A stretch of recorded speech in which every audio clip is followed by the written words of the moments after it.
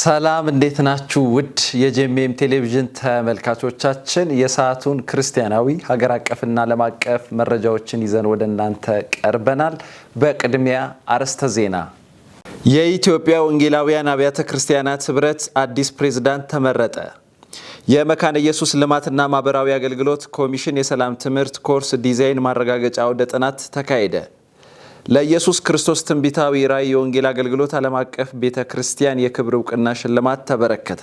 ከውጪ ሩዋንዳ የተሰነዘረውን የስደተኞች ስምምነት በተመለከተ ዩናይትድ ኪንግደም ላይ ክስ መሰረተች።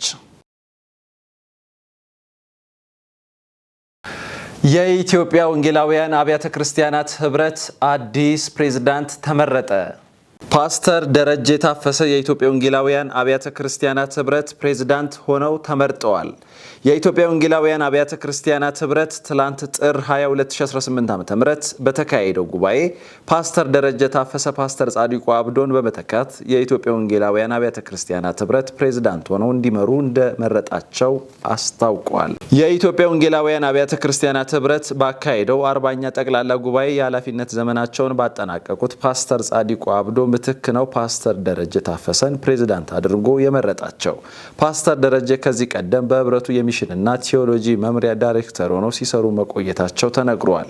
ፓስተር ጻድቁ አብዶ በበኩላቸው ላለፉት 10 ዓመታት ህብረቱን በፕሬዝዳንትነት የመሩት ሲሆን በስልጣን ሽግግሩ ላይ ባደረጉት ንግግር መላው የህብረቱን አመራሮችና አባላቶችን በማመስገን ለተመራጩ የህብረቱ ፕሬዝዳንት መልካም የአገልግሎት ዘመን እንዲሆን ተመኝተዋል። የመካነ ኢየሱስ ልማትና ማህበራዊ አገልግሎት ኮሚሽን የሰላም ትምህርት ኮርስ ዲዛይን ማረጋገጫ አውደ ጥናት አካሄደ። የኢትዮጵያ ወንጌላዊት ቤተክርስቲያን መካነ ኢየሱስ ልማትና ማህበራዊ አገልግሎት ኮሚሽን ከመካነ ኢየሱስ ሴሚናሪ ጋር በመተባበር የአንድ ቀን የማረጋገጫ አውደ ጥናት አካሂደዋል። የአውደ ጥናቱ ዓላማ በኖርዌይ ሚስዮን ሶሳይቲ ኤንኤምኤስ የገንዘብ ድጋፍ በሴቶች የሰላም ግንባታ ተሳትፎ ፕሮጀክት ስር በሰላም ትምህርት ርዕስ የተዘጋጀውን የኮርስ ዲዛይን አግባብነት ጥራትና ከአውዱ ጋር ያለውን ተስማሚነት ለማረጋገጥ ያለመ ነው። በአውደ ጥናቱ የመካነ ኢየሱስ ሴሚናሪ ሴኔት አባላት፣ የክልል ሴሚናሪዎች ተወካዮች፣ የሲኤንኤምኤስ ሰራተኞችና የፕሮጀክቱ ቡድን አባላትም ተሳትፈዋል። ተሳታፊዎቹ የኮርሱን ይዘት በመገምገም ቴክኒካልና አካዳሚክ ግብረ መልስ ሰጥተዋል። መሻሻል ያለባቸውንም ክፍሎች በመለየት ግልጽ ምክሮችንም አቅርበዋል። አውደ ጥናቱ በተሳታፊ ሴሚናሪዎች መካከል የባለቤትነት ስሜትን እንዲጠናከር አስተዋጽኦ ያደረገ ሲሆን የተሻሻለና የተረጋገጠ የኮርስ ዲዛይን ለቀጣይ ትግበራ እንዲዘጋጅ መንገድ ከፋች መሆኑም ተገልጸዋል። መረጃው የኢትዮጵያ ወንጌላዊት ቤተክርስቲያን መካነ ኢየሱስ ልማትና ማህበራዊ አገልግሎት ኮሚሽን ነው። የኢትዮጵያ ሙሉ ወንጌል አማኞች ቤተ ክርስቲያን በሰሜን ምዕራብ አዲስ አበባና አካባቢው ክልል የመጋቢዎች ስልጠና ተካሄደ። ጥር 19 2018 ዓ.ም በተካሄደው በዚህ ስልጠና ከ87 አጥቢያ ቤተ ክርስቲያን የተውጣጡ 120 መጋቢዎች የተገኙበት ሲሆን የመጋቢዎች ኃላፊነትና የምዕመን እንክብካቤ በሚል ርዕስ በመጋቢ ሽፈራው ፈይሳ ስልጠናው ተሰጥቷል። በጉለሌ ጳውሎስ አጥቢያ ቤተ ክርስቲያን በተካሄደው በዚህ የስልጠና መርሃ ግብር የክልሉ ፕሬዝዳንት የሆኑት መጋቢ ሰለሞን በንቲ የስልጠናውን ዓላማ መጋቢዎች ለምዕመን ተገቢውን እንክብካቤ ማድረግ እንዲችሉ ለማገዝ እንደሆነ ተናግረዋል። ዘማሪ ገዛይ ሙሴ በዝማሬ ያገለገሉ ሲሆን በመጨረሻም ሰልጣኞቹ አገልግሎታቸውን በሚገባ እንዲፈጽሙ ጸሎት ተደርጎላቸዋል። መረጃው ከኢትዮጵያ ሙሉ ወንጌል አማኞች ቤተ ክርስቲያን ማህበራዊ ገጽ ላይ አገኘ ነው። ለኢየሱስ ክርስቶስ ትንቢታዊ ራዕይ የወንጌል አገልግሎት ዓለም አቀፍ ቤተ ክርስቲያን የዕውቅና ሽልማት ተበረከተ። ባሳለፍነው ወር በኡጋንዳ የተካሄደው ፕሬዝዳንታዊ ምርጫ ተከትሎ ፕሬዝዳንት ዮዌሪ ሙሴቬኒ ለቀጣዩ 5 ዓመታት የሀገሪቱን መሪነት እንደገና መረከባቸው ይታወቃል። በዚህ መሰረት የፕሬዝዳንቱ ባለቤት ቀዳማዊት ጃኔት ካቴቫ ኑ የነህምያን ቅጥር እንገባ በሚል መሪ ቃል የሴቶች ዓለም አቀፍ ኮንፈረንስ አዘጋጅተዋል። በኮንፈረንሱ ላይ ከተለያዩ አህጉራት የተወከሉ ሴት አገልጋዮች የተሳተፉ ሲሆን ኢትዮጵያን በመወከል ዶክተር ነቢይ ምህረት ተገኝተዋል። በኮንፈረንሱ ውስጥ የመንፈሳዊ መታነጽና የታድሶ ፕሮግራሞች ተካሂደው እግዚአብሔር በጸጋው የተጠቀመባቸውን አገልጋዮች ለማ በማበረታታት የእውቅና ሽልማት ተበርክተዋል። በዚሁ መሰረት ቀዳማዊት ጃኔት ካቴቫ የክብር እውቅና ሽልማት ለትንቢታዊ ራዕይ የወንጌል አገልግሎት ዓለም አቀፍ ቤተክርስቲያን መሪ ለሆኑት ለዶክተር ምህረት ዳዊት ተበርክተዋል። ቤተክርስቲያኗ በኡጋንዳ፣ በኬንያ፣ በታንዛኒያ፣ በናይጄሪያ፣ በዩናይትድ ኪንግደም፣ በጀርመን፣ በፈረንሳይ፣ በአሜሪካ የወንጌል ጀማ ስብከቶችን በማካሄድ በሺዎች ለሚቆጠሩ ሰዎች የወንጌል መልእክት ማድረሷ ተገልጿል። በሴቶች የሚመራ የሰላም ግንባታ መዋቅር ለማቋቋም የምክክር መድረክ በሻሸመኔ ተካሄደ። በሴቶች የሚመራ የሰላም ግንባታ መዋቅር ለማቋቋም እና በሰላም ሂደቶች ውስጥ የሴቶችን ተሳትፎ ለማጠናከር የታሰበ የምክክር መድረክ ጥር 20 2018 ዓ.ም በሻሸመኔ ከተማ ተካሂደዋል።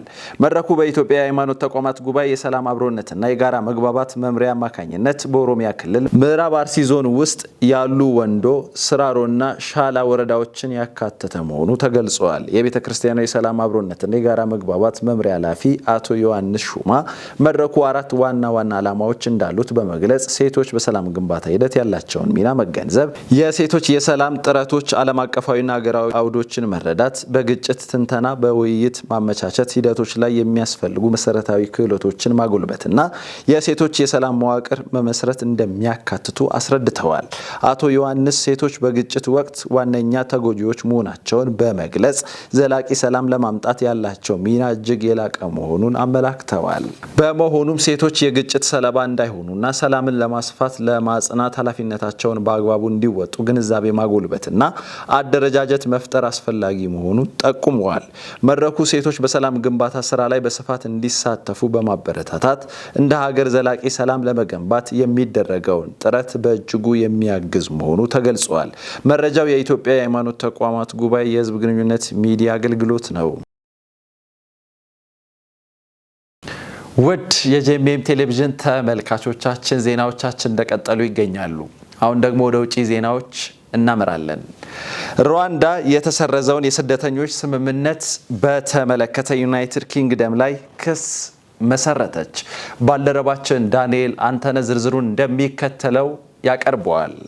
በዩናይትድ ኪንግደም ውስጥ የሚገኙ ጥገኝነት ጥያቄዎችን ተቀብላ ለማስተናገድ ከሀገሪቱ መንግስት ጋር የገባችው ስምምነት የተሰረዘባት ሩዋንዳ በውሉ መሰረትም ሊከፈለኝ ይገባ ነበር ያለችውን ገንዘብ እንዲፈጸምላትም በፍርድ ቤት አቤቱታም አቅርባለች። የሩዋንዳ መንግስት ክሱን የመሰረተው ኔዘርላንድ ውስጥ በሚገኘው ቋሚ የግልግል ፍርድ ቤት ሲሆን የሀገሪቱን መንግስት ዩናይትድ ኪንግደም የተወሰኑ ጥገኝነት ጥያቄዎችን ወደ ሩዋንዳ ለመላክ በስምምነት የገባችውን ቃል ልትፈጽም አልቻለችም ሲልም ተከራክሯል። ከዚህ ቀደም የነበረው ወግ አጥባቂ መንግስት በተፈራረመው ስምምነት ላይም ዩናይትድ ኪንግደም ሩዋንዳ ለምትቀበላቸው ጥገኝነት ጥያቄዎችም ማስተናገጃ እንዲሆን የሀገሪቱን ኢኮኖሚ ለመደገፍ የሚውል ገንዘብ ለመክፈልም ተስማምታለች። ይሁን እንጂ የአሁኑ ጠቅላይ ሚኒስትር ኪር ስታርመር ወደ ስልጣን በመጡበት የአውሮፓውያኑ 2024 ስምምነቱም ተቋርጧል። የዩናይትድ ኪንግደም የሀገር ውስጥ ጉዳይ ሚኒስትር ወደፊት ለሩዋንዳ እንዲከፈል ተይዞ የነበረው 220 ሚሊዮን ፓውንድ እንደማይከፈልም ገልጿል። የመስሪያ ቤቱ ቃል አቀባይ የቀድሞ መንግስት ሲከተል የነበረው የሩዋንዳ ፖሊሲ ከፍተኛ የሆኑ የግብር ከፋዮች ጊዜና ገንዘብ እንዲባክንም አድርጓልም ብለዋል። ብሪታንያውያን ግብር ከፋዮችን ለመጠበቅ የያዘውን አቋም በጽኑ እንከላከላለን ሲሉም አክለዋል። የሩዋንዳ መንግስት በጉዳዩ ላይ አስተያየት እንዲሰጥ ከቢቢሲ ለቀረበለት ጥያቄም የሀገሪቱ የውጭ ጉዳይ ስለ ጉዳዩ መረጃ ለማግኘት የሩዋንዳ ጋዜጣ በሆነው ኒውስ ታይምስ ላይ የወጣውን ጽሁፍም ጠቁሟል። ጋዜጣው ላይ የወጣው ጽሁፍም የቀረበው አቤቱታ አንድ በስምምነት የተገባ ቃልን አፈጻጸም የሚመለከት እንደሆነም ያስረዳል። የበፊቱ ወግ አጥባቂ መንግስት ይህንን የሩዋንዳ ፖሊሲ ለማስፈጸምም 700 ሚሊዮን ገደማ ፓውንድ ወጪም አድርጓል። ከዚህ ገንዘብ ውስጥም 290 ሚሊዮን ፓውንድ ያሉም ለሩዋንዳ መከፈል የነበረበትም ነው። የሀገሪቱ ስምምነት በአነስተኛ ጀልባ ወደ ኢንግላንድ ለመግባት የሚሞክሩ ስደተኞችን ለማገድ ያለመም ነው። ስምምነቱ ተግባራዊ መሆን ከጀመረ በኋላ ወደ ሩዋንዳ የተመለሱት 4 ፈቃደኛ ሰዎች ብቻ ናቸው። በ2024 የተካሄደው አጠቃላይ ምርጫ የሊበር ፓርቲ ካሸነፈ ከጥቂት ጊዜያት በኋላም ጠቅላይ ሚኒስትር ኪር ስታርመር እቅዱን የሞተና የተቀበረ ሲሉም ገልጸውታል። ዘገባው የቢቢሲ ነው።